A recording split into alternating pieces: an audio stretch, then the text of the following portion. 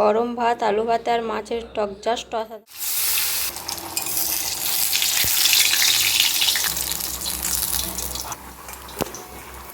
আমি এখানে তেল নিয়ে নিচ্ছি, অল্প পরিমাণে সর্ষের তেল। তেলের মধ্যে দিয়ে দেবো একটা শুকনো লঙ্কা ভাজা, ওটাকে আমি ভেঙে ভেঙে নিচ্ছি তেলের মধ্যে। টকটা বানানোর জন্যে আমি এখানে কিছুটা পরিমাণ সাদা তেঁতুল আর কিছুটা পরিমাণে কালো তেঁতুল নিয়ে নিয়েছি। এবার এটাকে আমি ভালো করে এর মধ্যে জলের মধ্যে এর পালটা বের করে নেবো। আমি কিন্তু তেঁতুলটাকে অনেকক্ষণ আগেই ভিজিয়ে রেখেছি যাতে তেঁতুলের পালটা ভালোভাবে বেরিয়ে যায়।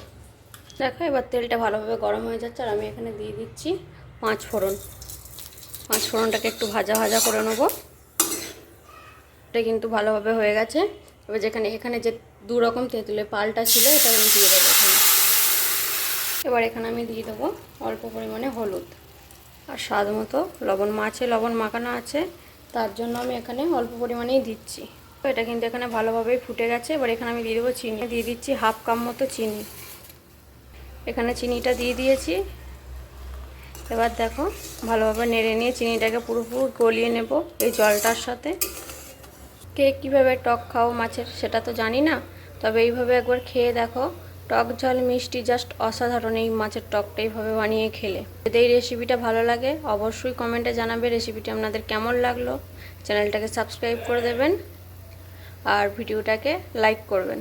এখানে কিন্তু চিনিটা ভালোভাবে গলে গেছে, দেখো খুন্তিতে কিন্তু আর চিনি উঠছে না।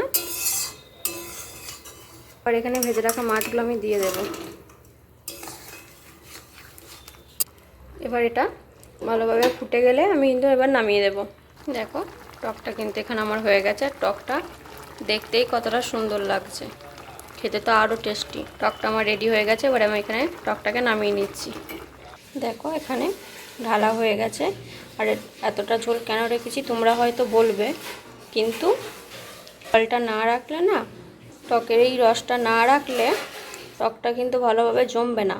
আর টকটা একদিন ভালোভাবে ঝোলটার মধ্যে থেকে গেলে কিন্তু টকটা খেতে খুবই। ভাত, আলু ভাতে আর মাছের টক জাস্ট অসাধারণ মতো এখানেই শেষ হচ্ছে। দেখা হচ্ছে আবার পরবর্তী ভিডিও নিয়ে।